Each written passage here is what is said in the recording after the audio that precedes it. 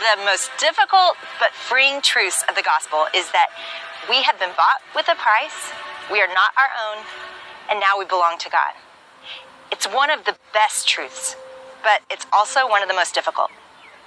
The implications of this are that whatever God has for us, whatever story he writes for us, that it is for our good. He is strategically overseeing our lives, and he sets us in the right places and he puts us in the right circumstances so that we can make him known. In Acts 17, we talked about Paul's famous sermon from Athens on Mars Hill. Part of that sermon says this, that he sets us in our time and he draws our boundary lines so that perhaps people may feel their way to him. So there isn't a mistake that the people of Corinth are supposed to be in Corinth.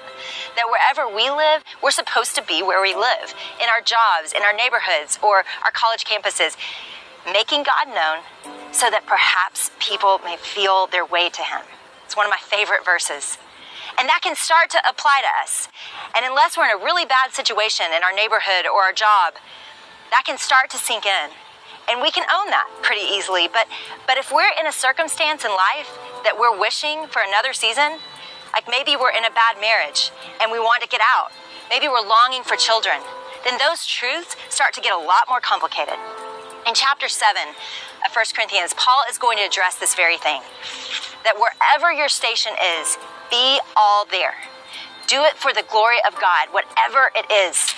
Let me start by saying, I'm not talking about an abusive marriage. In that case, there's a separate way to handle that. And the church has done a lousy job and has justified mistreating people in abusive marriages for far too long.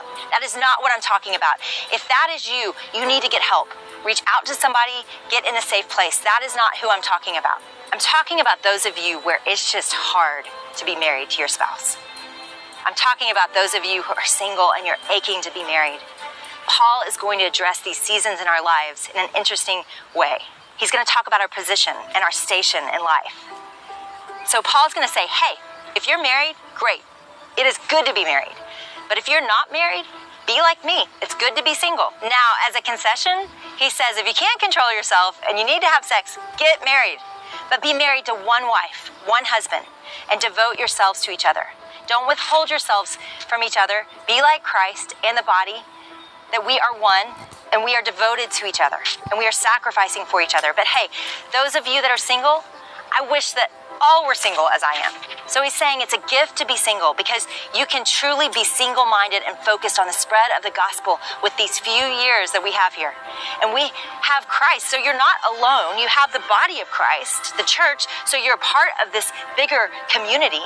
You're not an ancillary object. You're actually part of the more important thing, which is the body of Christ. Marriage is earthly. He says that in heaven, marriage is going to go away. If you're single, own it. Live it, run on. It's a gift. If you're married, okay, but don't have bad marriages. Do this well. Love each other, serve each other. Be the image bearers of Christ that we were meant to be. It may sound like Paul doesn't like marriage. The truth is, Paul loves marriage. He believes in marriage. He talks about marriage a lot. He just wants those of you who are not married to recognize that it's a less complicated life and that marriage is difficult. You can go and spend your whole life focused on the gospel, which should be true of all of us, whether we're single or married. Then he talks about divorce. And this is a difficult passage. I'm not going to get into this because I believe it's best taught by the local church and lived out by the local churches, because there's a lot of disagreement on this passage. But let me say this for some of you. My sister just walked through a very difficult divorce. It was mind-blowingly hard to watch my little sister suffer. I just want to say to all of you divorced, in difficult marriages, single, wishing to be married, whatever your station is that you're wishing away, I want to say I am so sorry. And it's more difficult than we could ever address in a short video. But I just want you to know that I see you. I have been in the trenches with you. I've been in the trenches with others that I love that are going through similar things, and my heart is so tender. And I know God's heart is so tender towards each one of you. He says this, only let each person lead the life that the Lord has assigned to him, to which God has called him. That is ultimately what he is saying in this passage. Whatever it is that God has called you to, whatever assignment that he has given to you, be there and live it to the fullest, to the glory of God.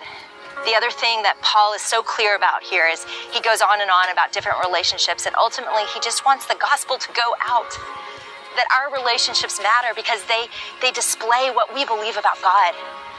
Our contentment in difficult seasons, it matters because it displays what we believe about God and ourselves and our future. Ultimately, Paul wants a credible witness to go out from the church. Those that don't just talk about God, but they actually believe God. Those who say, hey, my hope truly isn't in these circumstances that are so temporary. Our hope is in a home that is coming, that will go on and on forever. So no matter what it is we face here, we can receive it. And we can stay in the hardest situations because we know that there is a bigger story going on. He ties together somehow, and we'll see it when we get to heaven. Somehow he ties together the worst of circumstances and makes beauty from it. My sister last week got remarried, and gosh, it was so beautiful to see how God provided for her here. But she told me when we were in the middle of that dark season, we were driving in a car, she was looking outside and we were going to move her stuff out, and her whole world had fallen apart in a moment. And it was silent most of that car ride. But in one moment she looked at me and said, Jenny, how blessed am I that I've gotten to taste what it feels like to lose everything on this earth and know that God is enough. That is our hope. It's not that our lives would turn out perfectly. It's not that everything would work out. It's that our God is enough.